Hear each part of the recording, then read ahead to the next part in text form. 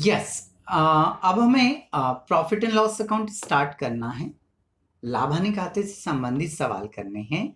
तो इन सवालों को करने के पहले हम एक काम करते हैं कि पहले प्रॉफिट एंड लॉस अकाउंट जो होता है, लाभ हानि खाता जो होता है, इसकी फॉर्मेट को हम पहले समझ लेते हैं, फिर हम इसके सवाल को क्या करेंगे, स्टार्ट करेंगे। तो आइए देखते हैं प्रॉफिट एंड लॉस अकाउंट का फॉर्मेट होता क्या है। देखिए, सबसे पहले यदि फॉर्मेट की बात करें तो हेडिंग में हम लिखते हैं प्रॉफिट एंड लॉस अकाउंट, लाभ हानि खाता फॉर द ईयर एंडिंग, समाप्त होने वाले वर्ष के लिए। ठीक है, ये वाला जो साइड है वो डेबिट साइड होता है और ये वाला जो साइड होता है वो क्रेडिट साइड होता है। ठीक है, अब सबसे पहले जो हमने ट्रेडिंग अकाउंट, भाई P&L बाद में बनाया जाता है, प्रॉफिट एंड लॉस अकाउंट बाद में बनाया जाता है। उसके पहले हम क्या बनाते हैं, ट्रेडिंग अकाउंट, जो इसके पहले की क्वेश्चंस में हम देख चुके हैं।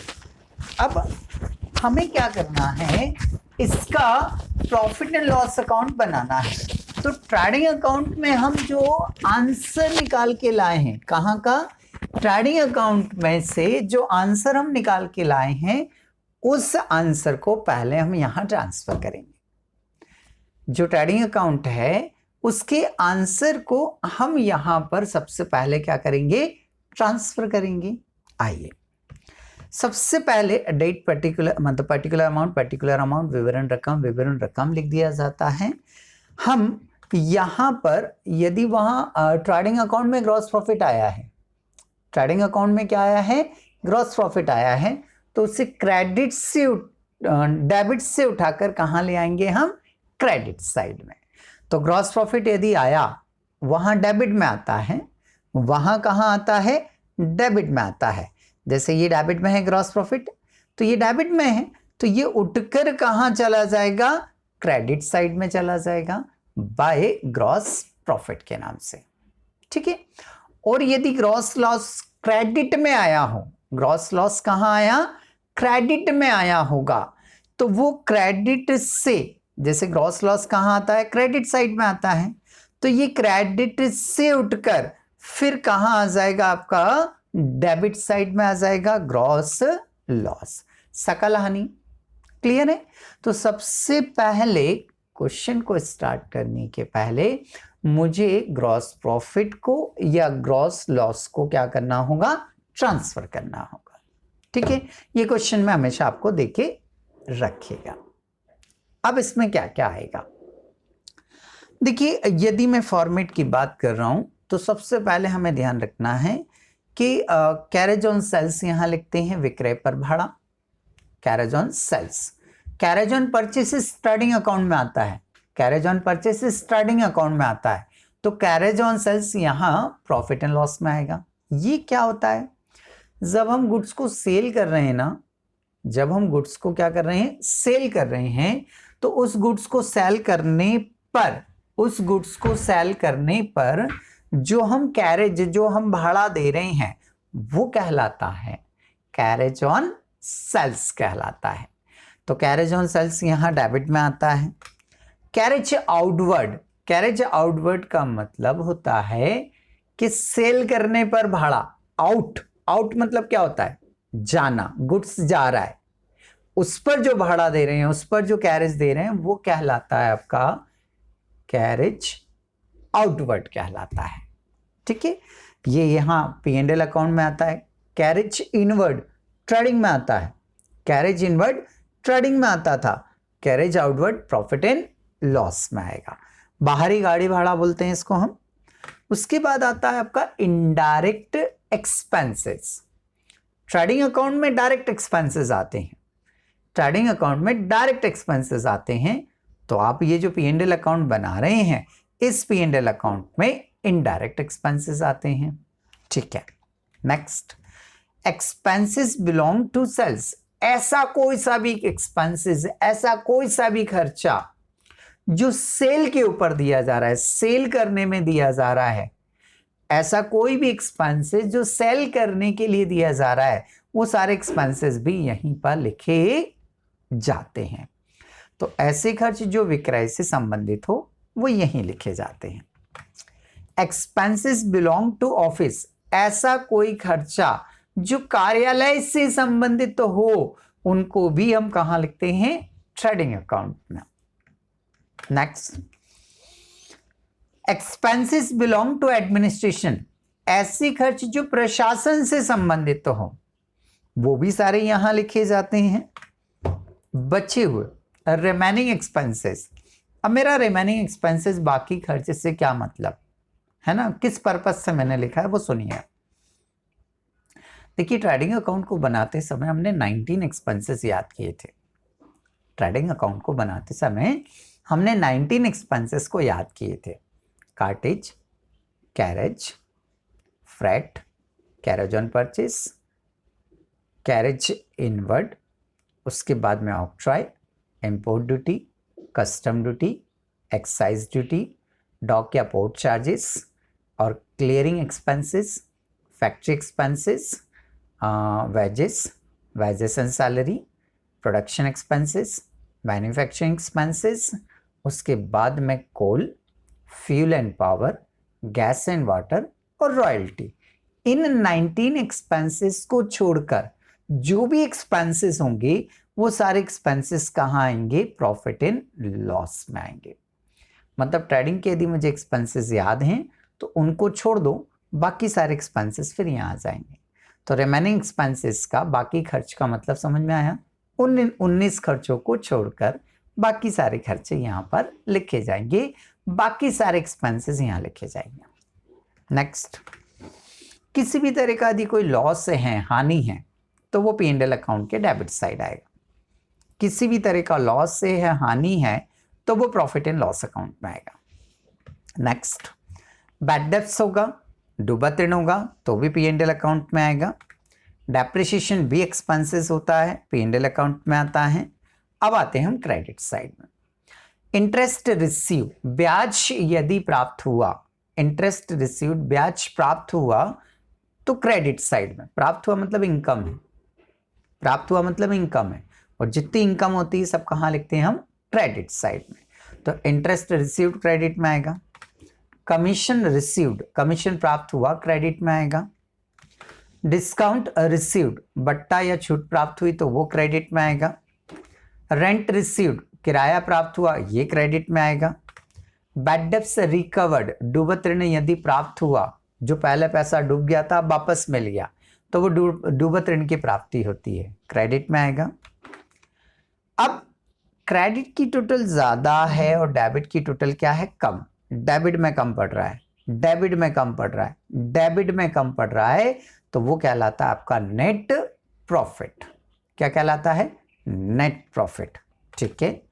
और यदि क्रेडिट साइड में कम पड़ रहा है तो क्या कहलाएगा? नेट लॉस, शुद्ध हानि। अब यहां लिखा मैंने इफ एनी। इफ एनी का मतलब क्या हो गया? या तो नेट प्रॉफिट आएगा, या तो क्या आएगा? नेट प्रॉफिट आएगा, या नेट लॉस आएगा, कोई एक आएगा। दोनों कभी भी एक साथ नहीं आ सकते हैं भाई। एक सवाल में दोनों कैसे आ सकते हैं? एक ही सवाल में दोनों नहीं आ सकते हैं। हाँ, एक सवाल में किसी में नेट प्रॉफिट आ रहा है तो किसी और सवाल में नेट लॉस आ रहा है, ऐसा हो सकता है, बट एक ही सवाल में दोनों आ जाए ये कभी हो ही नहीं सकता है। मैंने इसलिए लिख दिया कि मेरा फॉर्मेट है, ठीक है। इसलिए इफ एनी, इफ एनी मतलब इन दोनों में से कोई एक होगा, ठीक है। तो ये रहा हमारा प्रॉफिट एंड लॉस अकाउंट का फॉर्मेट, ठीक है। अब हम इसके सवाल बनाएंगे। आइए सबसे पहले हम क्वेश्चन को रीड कर लेते हैं, फिर इसे स्टार्ट करते हैं। देखिए क्वेश्चन में उसने हमें लिख कर दिया हुआ है कि निम्नलिखित विवरण से 31 मार्च 2017 को समाप्त होने वाले वर्ष के लिए लाभ हानि खाता बनाइए। क्या बनाने को बोला है? लाभ हानि खाता बनाने को लिखा है उसने। From the following particular prepare a profit and loss account for the year ending 31 मार्च 2017।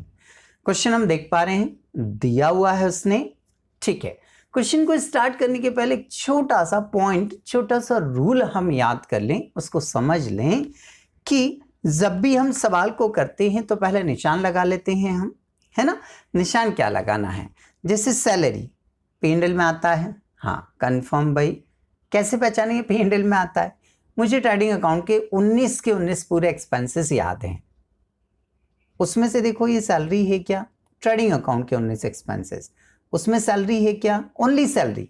सबसे पहला नाम सैलरी हो। बोले सर एक वेजेस एंड सैलरी होता था, बट उसमें वेजेस का नाम पहले था, सैलरी का नाम पहले होता, सैलरी एंड वेजेस होता, सैलरी एंड वेजेस होता, तो फिर P&L अकाउंट में आता है ना। तो अभी तो भाई सैलरी है, P&L अकाउंट में आएगा, डेबिट साइड में आएगा।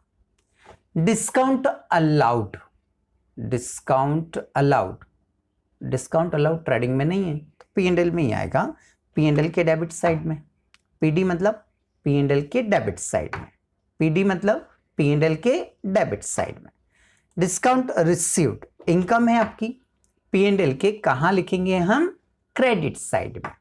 इनकम P&L के कहाँ आती है? क्रेडिट में। इनकम P&L के कहाँ आती है? क्रेडिट में, इसलिए PC निशान लगाया। डुबेटेड लॉस एक तरह का, P&L के डेबिट में। रेंट एक्सपेंसेस है, P&L के डेबिट में। इंश्योरेंस प्रीमियम P&L के डेबिट में। इंटरेस्ट ऑन इन्वेस्टमेंट, अच्छा इन्वेस्टमेंट का मतलब क्या होता है?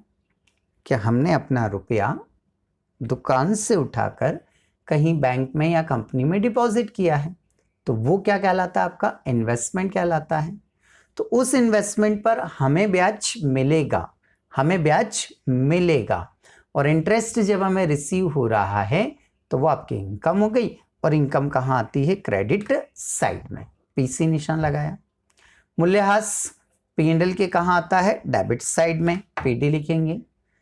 कमीशन, अब देखो कमीशन में कंफ्यूजन है, कमीशन हमें मिलता भी है, कमीशन हम देते भी हैं। अब यहाँ कुछ नहीं लिखा है कि मिला है या दिया है, तो ऐसी कंडीशन में हमें ध्यान रखना है कि फिर उसे हम एक्सपेंसेस मानेंगे और डेबिट साइड लिखेंगे। तो ये लिखा हमने PD। ट्रेड एक्सपेंसेस PD में आएगा। सकल लाभ क्रेडिट साइड आता है हमारा, कहाँ आता है? P&L में, क्रेडिट साइड में। ट्रेडिंग बनाते हैं तो डेबिट साइड में रहता है, ट्रेडिंग बनाते हैं तो कहाँ रहता है? डेबिट साइड में। अब P&L बना रहे हैं तो कहाँ आ जाएगा? क्रेडिट साइड में। तो ये PC, ठीक है। अब ये जो कमीशन वगैरह आते हैं इनके लिए एक रूल हम नोट कर लेते हैं कि क्या रूल है, ध्यान दीजिएगा। यदि रेंट, कमीशन, डिस्काउंट और इंटरेस्ट के बारे में क्लियर ना लिख कर दिया हो कि ये एक्सपेंसेस है या इनकम है, तो इन्हें एक्सपेंसेस मानकर P&L के कहाँ लिखा जाएगा? डेबिट साइड लिखा जाएगा। तो ध्यान रखिएगा, कितने नाम बोले मैंने? 4। रेंट, कमीशन, डिस्काउंट और इंटरेस्ट। इन 4 के बारे में क्लियर नहीं लिखा हो, जैसे ये कमीशन है, इसके बारे में क्लियर नहीं लिखा कि ये हमें अलाउ किया है हमने या हमें रिसीव हुआ है, तो फिर ऐसी कंडीशन में इसे एक्सपेंसेस मानकर P&L के कहाँ लिखेंगे हम? डेबिट साइड में। तो ये रूल, डिस्काउंट देखो यहाँ क्लियर लिखा है, अलाउड तो डेबिट में लिख दिया, रिसीव तो क्रेडिट में लिख दिया, यहाँ क्लियर लिखा हुआ है। बट कमीशन के बारे में यहाँ कुछ भी उसने क्लियर लिख कर नहीं दिया, तो फिर उसे एक्सपेंसेस मानकर कहाँ लिखेंगे? P&L के डेबिट साइड में। ओके, हमें बनाना है इसका profit and loss account for the year ending 31 मार्च 2017। ये डेबिट साइड है, particular amount, credit side particular amount. Okay, हम लाइन से चलेंगे, बिल्कुल लाइन से चलेंगे साहब। ये सैलरी है, कहाँ आता है? डेबिट साइड में, तो ये यहाँ से उठाकर कहाँ लिख देंगे हम? डेबिट साइड में। ये लिखिए। अच्छा पहले, हाँ मैं भूल ही गया था, सबसे पहले हमें लिखना चाहिए ग्रॉस प्रॉफिट या ग्रॉस लॉस। तो क्वेश्चन में देखो कहीं ग्रॉस प्रॉफिट दिख जाए, पहले लिख लिया करो इसको। हाँ ये रहा भाई, ग्रॉस प्रॉफिट 1,40,000 है। ग्रॉस प्रॉफिट कहाँ आता है? क्रेडिट साइड में। ये लिखा ग्रॉस प्रॉफिट, ये लिखा हमने क्रेडिट साइड में 1,40,000 है। अब बाकी सब लाइन से लिखेंगे हम। सबसे पहले क्या दिख रहा है हमें? सैलरी। तो सैलरी कहाँ आता है? डेबिट साइड में। ये लिखा। अमाउंट कितना है? 60,000, ये 60,000। अगला क्या है? डिस्काउंट अलाउड, कहाँ लिखना है? डेबिट साइड में। तो ये लिखा आपने डेबिट में। कितना अमाउंट है? 8,000, तो ये 8,000। अगला डिस्काउंट रिसीव्ड इधर आ जाएगा क्रेडिट साइड में, डिस्काउंट रिसीव्ड इनकम है, इनकम है तो कहाँ आएगी, क्रेडिट साइड में, तो ये लिख दिया आपने क्रेडिट साइड में, अमाउंट इसका 5000। अगला bad debts, bad debts debit में आता है, फॉर्मेट में भी दिखा था हमने, तो डेबिट साइड लिखेंगे हम, ये bad debts 2000। Rent and taxes debit side आएगा, ये रेंट एंड टैक्सेस, अमाउंट देखो कितना है 2500, ये 2500। इंश्योरेंस प्रीमियम कहाँ आएगा, डेबिट साइड आएगा, तो ये डेबिट में लिखा आपने, इसका जो अमाउंट है वो 2000 है, ये लिख दिया 2000। Okay, next interest on investment credit side में आएगा, तो बाय इंटरेस्ट ऑन इन्वेस्टमेंट कितना है 1200 रुपये, ये 1200 लिख दिया हमने। नेक्स्ट डेप्रिसिएशन कहाँ आता है, डेबिट साइड आता है, तो ये डेबिट में लिख दिया, कितना है 4000, ये 4000 लिखा हमने। नेक्स्ट कमीशन कुछ नहीं बताया, डेबिट साइड, कुछ नहीं बताया, डेबिट साइड, तो ये लिखा टू कमीशन, अमाउंट है कितना 3000, ये 3000। ट्रेड एक्सपेंसेस डेबिट साइड आएंगी, कितना है 17300, ये 17300। ओके, ग्रॉस प्रॉफिट तो हम यहाँ लिख चुके हैं, ये लिख दिया था हमने, बस कंप्लीट। अब हम क्या करेंगे, क्रेडिट ज़्यादा दिख रहा है, ऐसे अंदाज लगा लिया हमने कहाँ ज़्यादा है, तो क्रेडिट साइड का हमें ज़्यादा दिख रहा है, क्रेडिट की टोटल लगा लीजिए, 1,46,200 आ रहे हैं। अब एक काम करते हैं, हम डेबिट ही कम पड़ रहे हैं, तो डेबिट में लिख दिया मैंने टू ग्रॉस प्रॉफिट। कैसे निकलेगा, क्रेडिट की टोटल में से, क्रेडिट की टोटल में से जो कि कितनी हमारी 146,200, डेबिट साइड की टोटल को क्या करेंगे हम, लेस कर देंगे, तो डेबिट में काम करो, ये सारी अमाउंट जोड़ लो, ये सारी अमाउंट क्या करो, जोड़ लो, ऐड कर लो, और यहाँ लिख दो, ये लिखा, इन सब का टोटल आ रहा है आपका 98,800। क्रेडिट की टोटल में से डेबिट को लेस करेंगे तो जो डिफरेंस आएगा वो आ जाएगा आपका नेट प्रॉफिट, कितना रहा 47,400। ये जो नेट प्रॉफिट आया है इसे उठाकर यहाँ अकाउंट्स में क्या करेंगे, हम लिख देंगे 47,400। दोनों साइड की टोटल लगा दीजिए, 146,200, 146,200। तो इस तरह से ये आपका क्वेश्चन यहाँ पर कंप्लीट हो जाता है।